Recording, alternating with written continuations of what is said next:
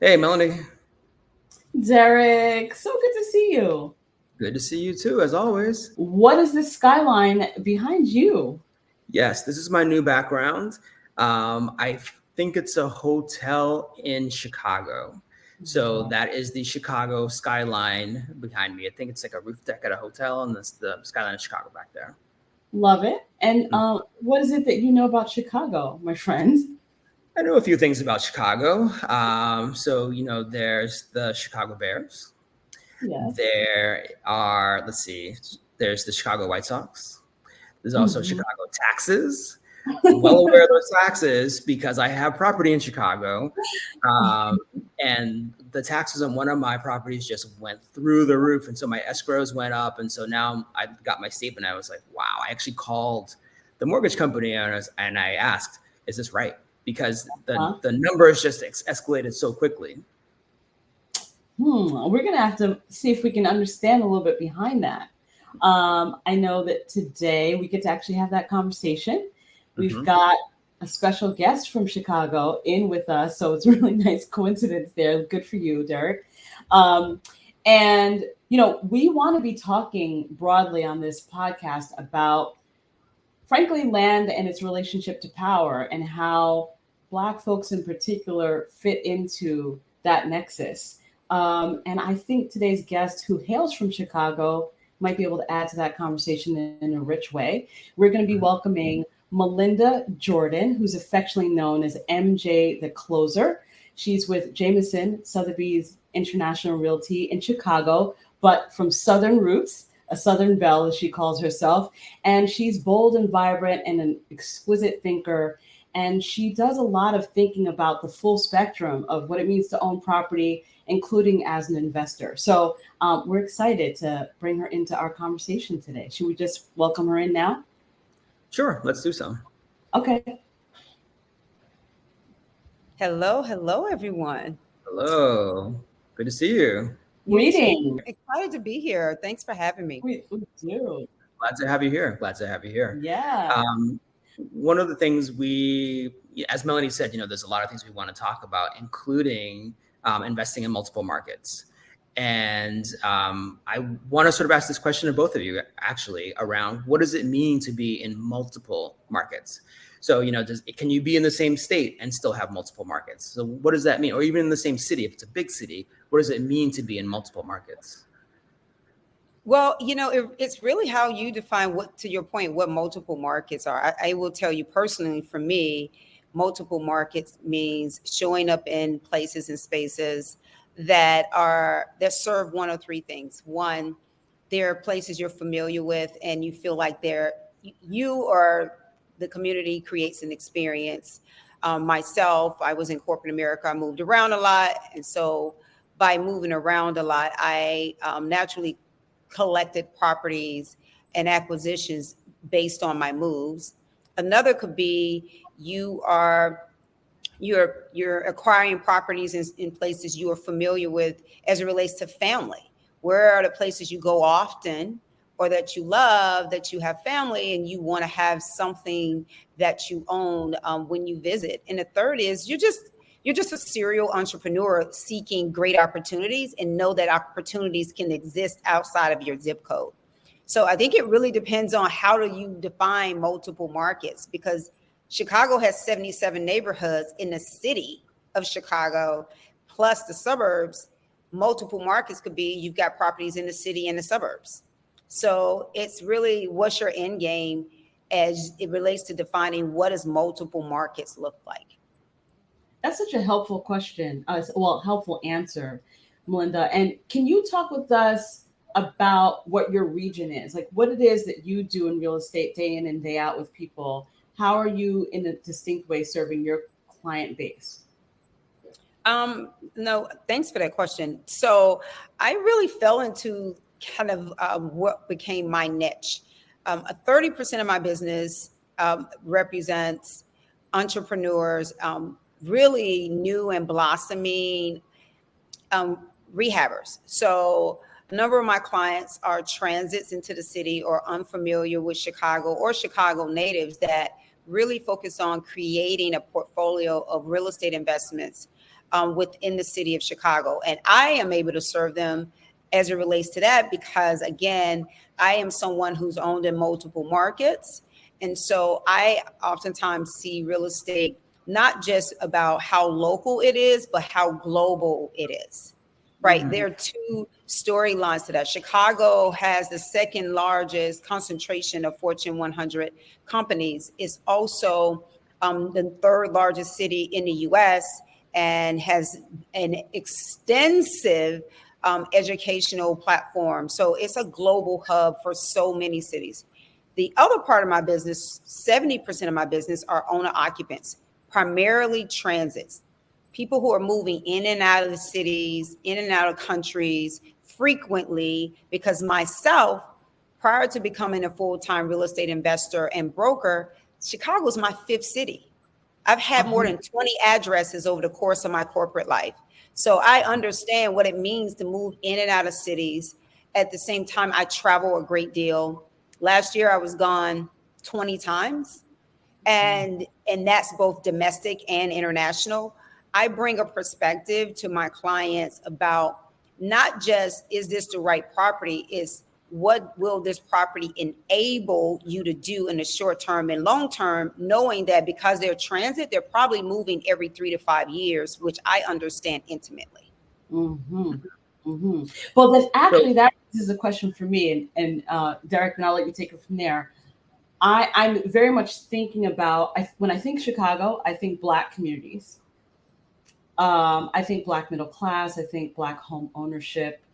And at the same time, you're working with a client base that is in and out and may not be situated multi-generationally in one place. So that is different for our era, right? But I'm curious, I'm curious about in your client base and what you see in terms of real estate unfolding in the city.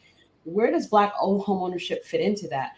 Are you working with clients who are doing this kind of new investing? Are you working with clients who've been there for a long time and saying, now that my family is settled generations long, I want to branch out and own more things? Is that even still doable in Chicago? So curious about what Black home ownership looks like in the tapestry of your client activities. Absolutely. I would say it falls into two buckets. One of which is I primarily support generation Xers, right, as well as millennials, right? And oftentimes the Gen Xers are considered the stepchildren. We don't get talked about very much. One. Buying at a higher price point. And then you've got the millennials, the largest population of people needing housing during a time when inventory is light, right? That's on top of the baby boomers wanting second homes, right? They're putting a squeeze primarily on the millennials. And what's happening with Gen Xers and millennials right now is we are the largest population ever for Black people to be millionaires, to have incomes of six figures and better. But at the same time, many of us are still first generation real estate owners. So you got an intense number of people who have six figures or more, and they're first timers. So it's like learning how to drive a car while driving it in NASCAR. How do you do both? How do you drive well, but you're just learning how to work the car itself? And so I lean into helping us, one, give one another permission to dream. Because if you're Black in the world, you don't know that it's happening to you until you acknowledge it in yourself, that you're putting limitations on what could be. And so when I engage my clients, whether they want to be investors or they're looking for their first home, what's ideal? I want you to put no guardrails on what it is you want out of life in the short term and in the long term. Now let's look at how this piece of property can contribute to that or enable that. Because I either want to get you to the next level or I want you to be on the next level. And so I say dream big and then allow your circumstances and your budget to dictate whether you can do this now or later. And from there, we're able to decide what's the right property and where. So as it relates to Chicago, I heard you earlier, Chicago property taxes, Illinois property taxes rank in the top 5 in the country, highest property taxes in the US. However, acquisition cost for Chicago is considerably below where it should be given its size. We're the 3rd largest city in the US, only to LA and New York. Nowhere are you going to find the purchase price acquisitions of a city of this size in either of those markets, even markets that are considerably smaller.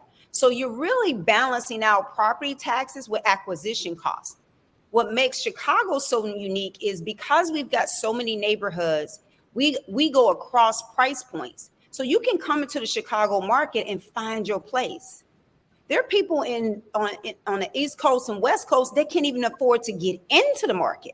Absolutely. And so oftentimes we get a ton of investors from the East Coast, the West Coast, where you are in Boston, Canada, Asia, because it's still an affordable, large city in spite of our property tax structure. So this is a great place for first-time buyers and investors, because this is where you can start to build your wealth and create a snowball effect.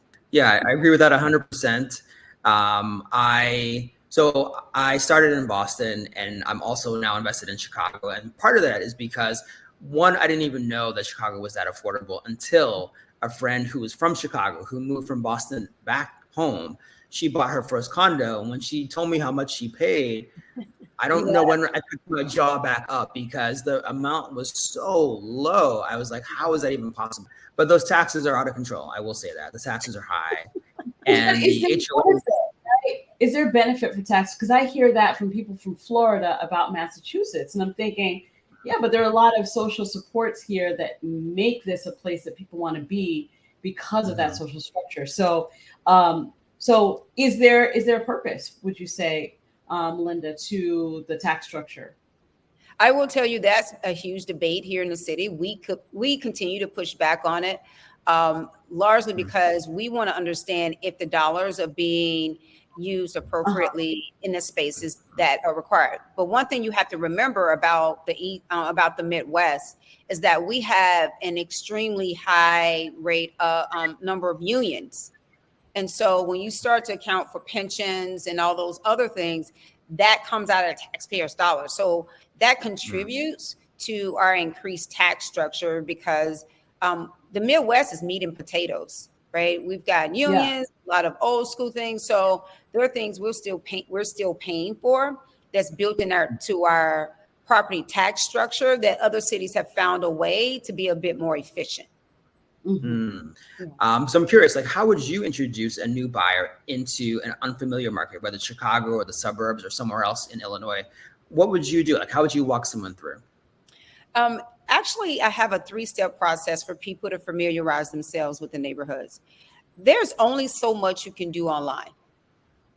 And online is a great place for understanding the basics of a market. I advise my first-time investors that when they come to Chicago, don't come to Chicago just for a property review visit. Come to Chicago and experience Chicago. Let the two of us identify the key investment neighborhoods in advance. And when you come, you make sure you visit those neighborhoods, meaning having coffee, going to a festival, hanging out. Because if you're a cash flow investor, using that as an example, and you are going to be renting a property out in a neighborhood, you need to know how to sell that neighborhood. And you need to also have perspective on the type of tenants you might get in that neighborhood. The only way to know that is to be in the hood. The second is set expectations on your desired cap rates as it relates to that market. Because what's great about Chicago, we've got cap rates ranging anywhere from 3 to double digits in some neighborhoods. Well, someone coming from Boston, New York, cap rates it's unbelievable. But you will see, if you're out of the city and you're not from here and you see a 10-point cap rate, you're like, darn it, I got to be in that neighborhood. But when you go to visit that neighborhood, that might not be the neighborhood you want to collect. There's a trade-off to that. There's a trade. So just to explain to people, capitalization rate is the return on your investment, the amount of cash you put into it what is the return you're getting at the end of the year on the cash, not necessarily the cost of the property, but how much money you put in on the cash. Exactly. on your actual down payment or your cash purchase. And so if you're getting a 5% return, you're like, wow, that's healthy. That's way better than I can do in the investment market right now. Right.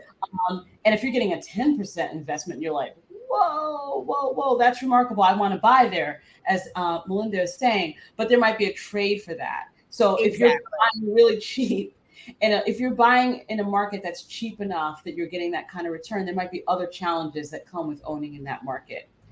Is that what you're referring to? Absolutely. Social issues and so on. And so I know for me as an investor, my mindset is about what is the client demographic that I want in terms of how long they're likely to stay? Can they handle rent increases? Are there going to be other issues that I need to tend to in addition to collecting rent? To be frank, right? You want to just think about that. How easy is it to re-rent this property? And what's the likelihood of vacancies, of high turnover? And so all of that comes with sizing up a community in terms of the street feel, in terms of the neighborhood amenities, in terms of what the rent solidity would be like. If the market goes up and down, can the rent prices stay stable? Exactly. And that's right. That's the paper part, right, of it. Understand, running your numbers, understanding where you are. And I would say thirdly, and I think oftentimes, especially those of us and within our community that are oftentimes, again, first timers, right? We're so excited and we're so brought into the fold by the shiny lights of saying, I'm now an investor. I'm now an investment. It sounds good and sexy to say. But the truth is you haven't spent time establishing or outlining what your risk tolerance is. That's right. Exactly right. And that is essential. Not only how much am I willing to win and how much am I willing to make, how much am I capable and comfortable losing? That's right. Well said. And we don't do that very well in our communities because we're first timers. We win from our perspective because we've acquired, but it's not how much you acquire, it's how much you keep. Amen. How much you make. And so for those unfamiliar with a market, it's imperative that you understand the market. And that means having to come to the market and study it as a renter. Yes. Not as an investor, as a renter. So you got to get into this neighborhood, experience the neighborhood the way your tenant might. To your point, the second is you have really got to understand your numbers. What does this mean? What is this? We learn as investors, you pursue one type of investment, which is you're either cash flow or your capital gains, right? Every once in a while, you get a sweet spot that's a hybrid. But your top goal was cash flow. So I'm pursuing cash flow, but I'm expecting appreciation. The third is risk tolerance. Know what that is for you. If not only if the market changes, what if your health changes and you can't work? Your own circumstance. What if your income, your circumstances change? How long can you carry this property if your tenant doesn't pay for 2 months and you're ill? Like that's your risk tolerance. And those are lessons I try and pay forward because I learned that the hard way. I was too heavy. I had leveraged myself way too much when the market crashed between 07 and 10. And that too much debt. So you had too much debt across your different properties. Absolutely. Not enough cash to offset the debt. Yeah, exactly. And I had to foreclose on 2 properties. Wow. And the three of us will agree. Real estate is the type of investment. Your lessons come with $1 point. Yeah. Like there's no paper lesson like, oh, I'm good. Let me just erase that and move on. No, somebody's cashing out some money, and it's usually you. That's so true. That is so true. I want to go back to visiting the neighborhood and risk assessment or risk tolerance and sort of I don't know, this is sort of a hybrid question of those two things. So coming from the East Coast, so let's take all the East Coasters who are watching and use them as examples. We have a lot of trains, like we're a very train dependent city. So Boston, New York, Philly, DC, we love our trains. We measure neighborhoods based upon the train system. Chicago's a little different. I mean, it does have its metro system, but there's vast parts of the city that don't have access to trains. And I remember when I was coming into the city to like look at places, I was like, I got to be by a train. And my realtor said, we're more of a bus city. And I was like, what does that mean? Like, it just didn't make sense to me. Like, what do you mean you're a bus city? I see trains here. So how do you help people sort of, and maybe this is, I don't know if this is quite a hybrid of those 2 points, but like, how do you sort of take people say, yes, you're going to experience this neighborhood, but it's going to be different from what you're used to, and you're still going to be okay? Like, how do you help them sort of like conceptualize that? And what you're evaluating as valuable might be different in this market than the market that you're more familiar with, because real estate values are typically going to be higher near the train in a lot of these coastal cities. Right. Absolutely. Absolutely. And you're right in your observation. Chicago is very different than New York and the East Coast when it comes to their transportation system. Like New York, the East Coast is by far has the best system format, but Chicago has the most flexible format. And by that, I mean, you've got, we have our train line, which has 6 to 7 different train lines. That's a city train, but we also have the trains in and out of the city to the suburbs. Then we have 2 bus systems, which is the city of Chicago bus system and then a PACE bus system. So what that does, that allows people to choose the type of transportation that's most conducive to what their needs are. So like, remember on a train line system, there you're literally probably zipping through 1 mile to 2 miles of a stop from one stop to another. And so if you've got business between the stops, the bus is probably a better system for you based on how you're navigating the city. So how I position it with clients is where are you going and where are you spending your most time? And then I can tell you which of the transit opportunities are going to be most conducive around timing and accessibility for you to do that versus you just having a train system to rely on. I want, before we wind this conversation, to just hear your thinking, because I know you think about property and land, Melinda, with a historical arc. And if we're talking about people of color, and particularly Black people, getting to dream as it relates to having property as an asset, given the way that property has been weaponized, frankly, against us for generations. Absolutely. Can you just share with us some of your thinking, like what you carry with you each day, what's informing the way you think about your work and how you serve your clients as it relates to the land, and what business do we have pursuing land ownership and property ownership? Absolutely. So real estate came to me just, I say by luck, but it was literally by God. So my mother is the baby of 21. So I'm born and raised Mississippi. So I'm a country girl. And I grew up in a 2-generation household. So staying with my mom and my dad and my 2 siblings, we stayed in a house that my mother grew up in. So my mother never left home.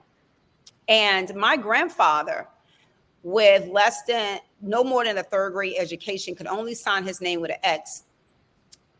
By the time he died, he had acquired almost 500 acres of land. Wow. And people,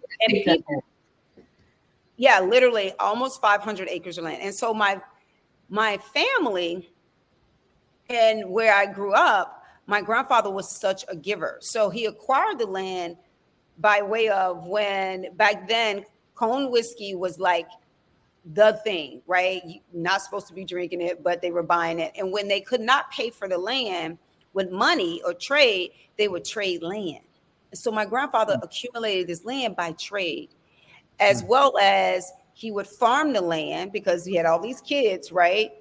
And whenever we had crops in abundance, my grandfather would just open up our home and let people that needed it come and get whatever we had left.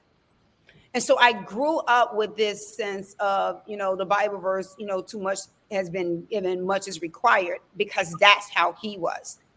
So over the years, in addition to that land, my mother acquired land and we started to raise cattle. So I come from a family that owns collectively close to 700 acres of land in Mississippi. Now, what's interesting is I grew up in a home that was owned. My family never talked about real estate, never talked about ownership. I didn't know what own or rent meant. it did not click for me until later, much later in life in corporate America.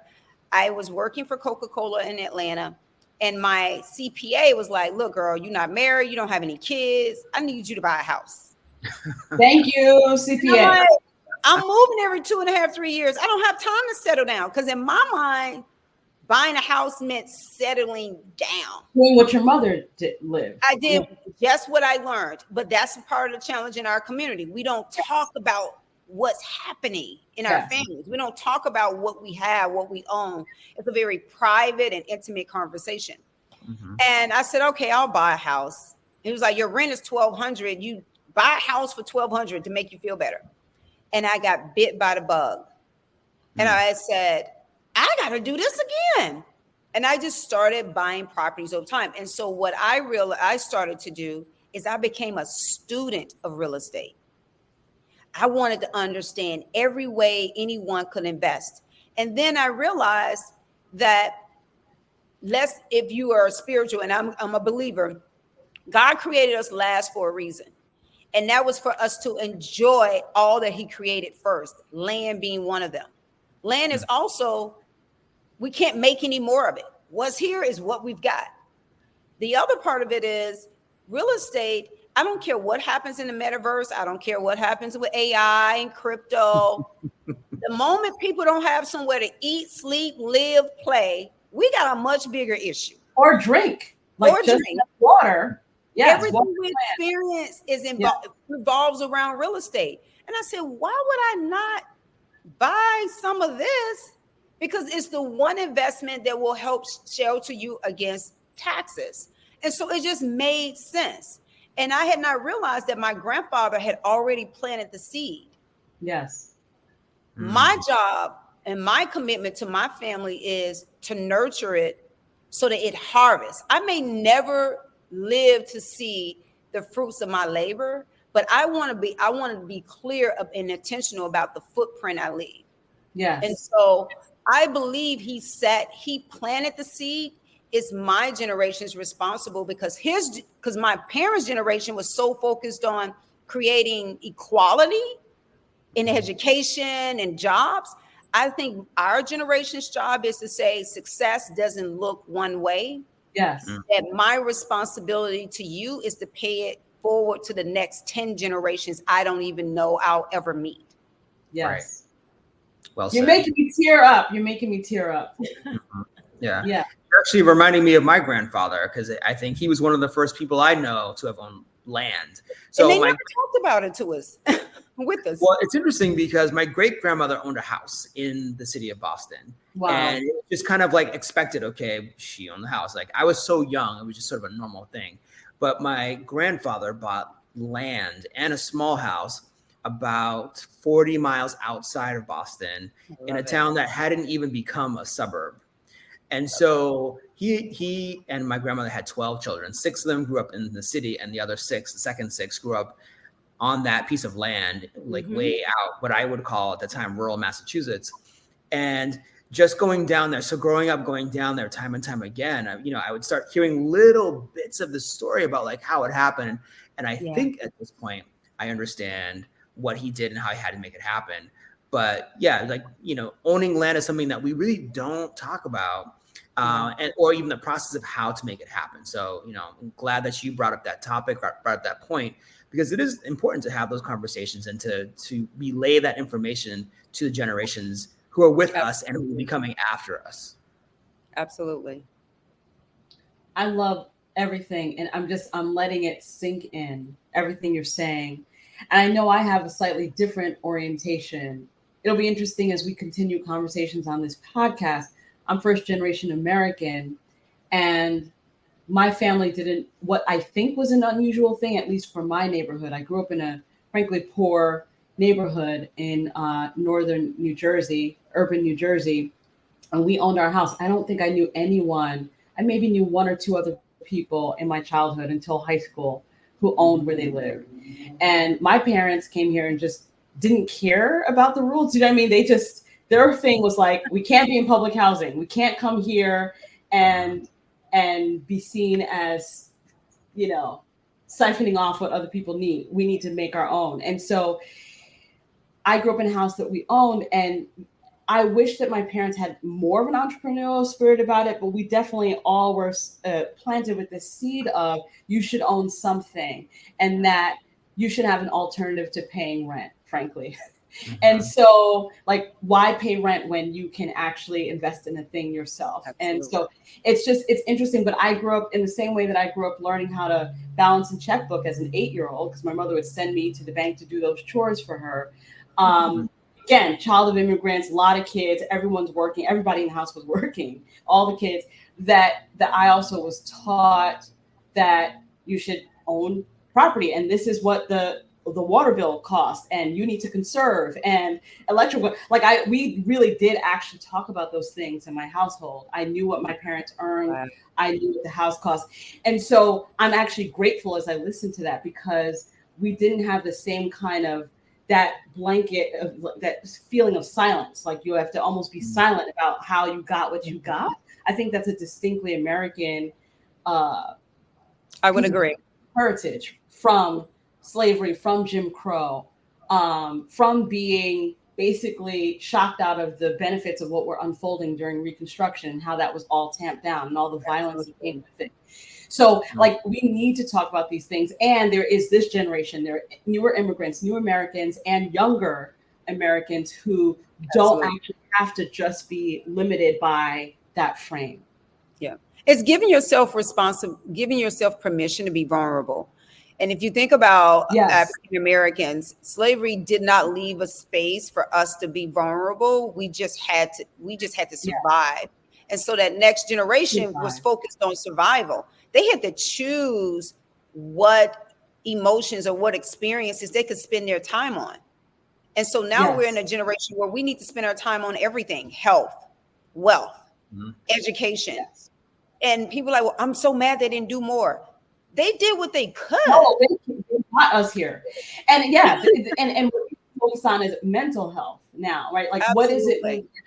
Joy in your body, in your relationships, in your life, in your financial situation. Like that's what we're trying to explore here, really, ultimately, and how that relates back to land. Like land actually is a nourishing force. It's a nourishing element, and it's been interfered with. Our relationship with it has been interfered with. Absolutely. But how do we recover that?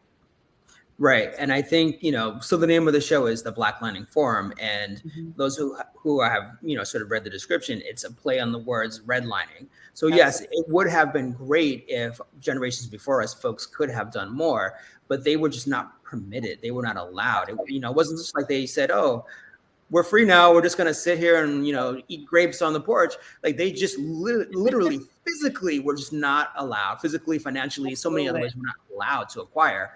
And then once they had property or they had businesses, we see what happened in Greenwood. We see what happened in these other places where it was really destroyed. Yeah. So, and then also those of us who are Generation X, we are the first generation to be alive after Jim Crow.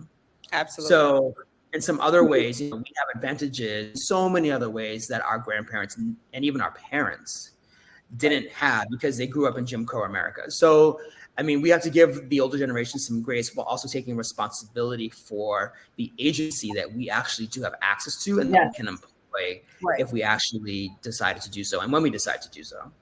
But being smart about it, which wins right back around to where we started in this conversation, which is one of the things that kind of aches for me as somebody who advises people on what to do with their money, on how to invest their hard-earned resources into real estate, is I watch this generation of millennials, many of people of color and immigrants in particular, who for the first time are earning money that their parents never would have dreamed of. Right?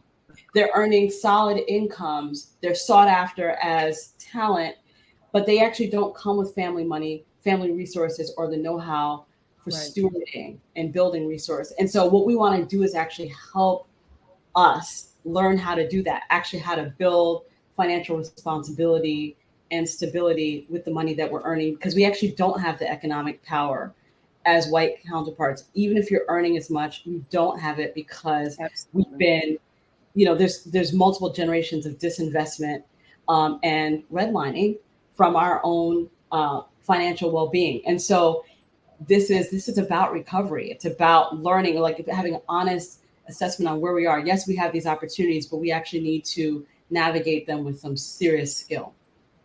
Mm-hmm. Nope, I so appreciate that. I was asked a question probably last year by my brokerage, Jameson.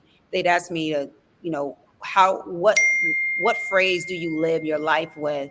And I said, I live with the phrase that I am no longer seeking success. I'm seeking significance.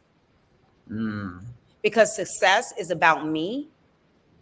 Significance is about what I create for others. And so I have an intense commitment to be intentional about how I show up for my clients, for my family, because I am exhausted having the same conversation at dinner. Yeah.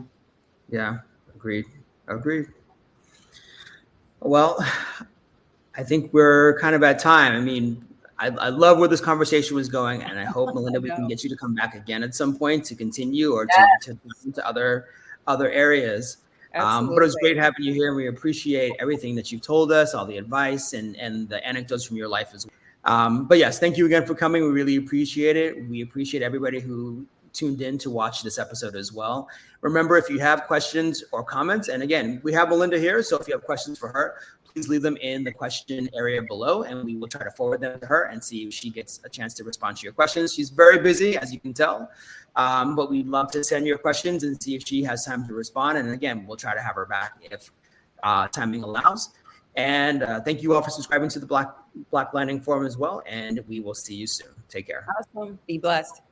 Be well, y'all. Bye.